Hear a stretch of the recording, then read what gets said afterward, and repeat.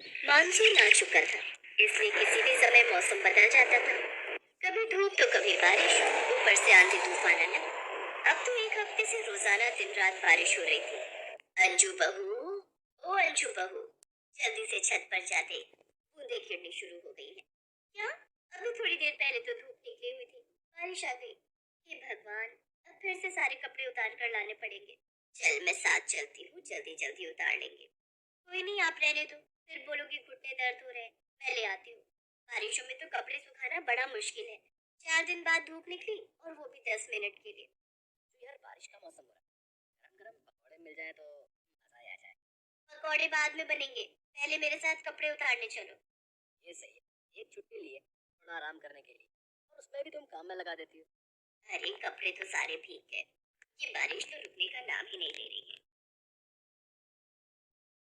अरे बहू, कमरे में क्या कर रही है? कपड़े सुखाने की रस्सी बांध रही हूँ। स्टैंड पर कपड़े पूरे नहीं आएंगे। ये कोई बात हुई? अपना कमरा इतना बड़ा है लेकिन कपड़े मेरे कमरे में सुखाने हैं।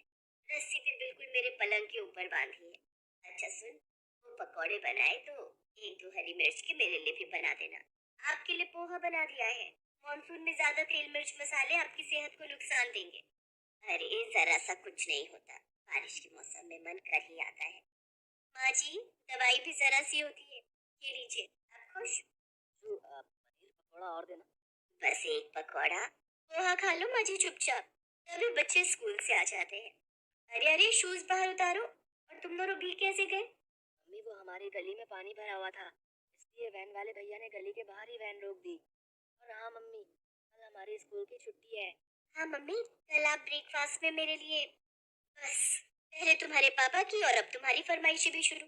ये गर्मियों की छुट्टियां थी तो बारिशें आई नहीं, अब स्कूल खुल गए तो बारिशें आ गई।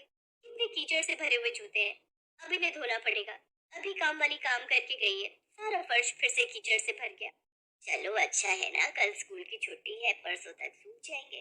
तभी मानव के ऑफिस से फोन आ जाता है और उसे अर्जेंट ऑफिस बुला लेते हैं। अरे तू कहाँ चल दिया? हाँ, ऑफिस से फोन आया है, मुझे अर्जेंट जाना है। छुट्टी के दिन भी आराम नहीं कर सकता। तो वैसे बारिश रुक गई है, मैं टाइम पर पहुंच जाऊंगा। मानव ऑफिस निकल जाता है।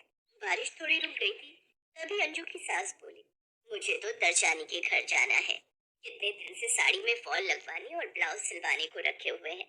माँ जी, थोड़ी देर पहले ही न्यूज में बताया कि शाम को बहुत तेज आंधी तूफान और भयंकर बारिश आने के आसार है, और आपको दर्जानी के पास जाने की पड़ी है। अरे नहीं आ रही बारिश, देख आसमान साफ हो गया है। मैं सोच रही हूँ जल्दी से हो आती हूँ, रिक्शा कर लूंगी। तू चिंता मत कर, मैं आधे घंटे में आ जाऊंगी। मम्मी, मुझे पॉपकॉर्न खाने हैं प्लीज, मुझे पॉपकॉर्न बना कर दे दो। और मुझे पनीर सैंडविच भी। रूम में जाकर बैठो, मैं वहीं ला रही हूँ। अंजू रसोई में लग गई और इतनी देर में उसकी सास दर्शानी के पास बाजार चली गई। पर काफी देर तक सास नहीं लौटी तो अंजू परेशान हो गई।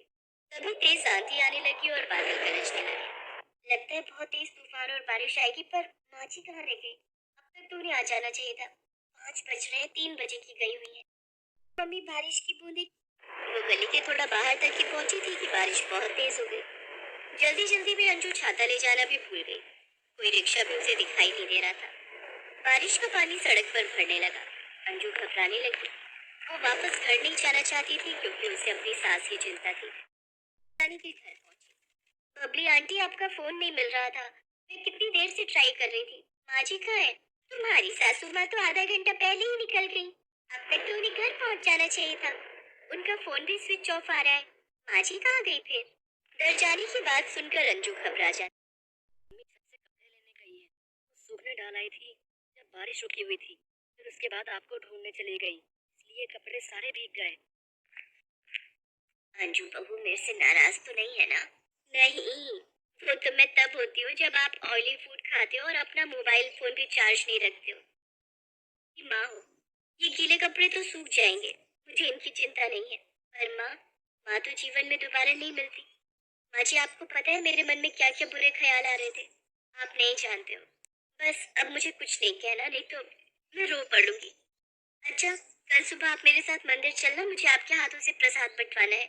वो, जब आप मिल नहीं रही थी ना, तो मैंने भगवान जी से बोला था कि आप मिल जाओगे तो मैं आपके हाथों से प्रसाद चढ़वाऊंगी। मेरी अच्छी बहू। तभी मानव भी आ जाता है। उसके हाथ में गरम जलेबियां और समोसे थे। अंजू उस दिन के लिए अपनी सास को थोड़ा बहुत खाने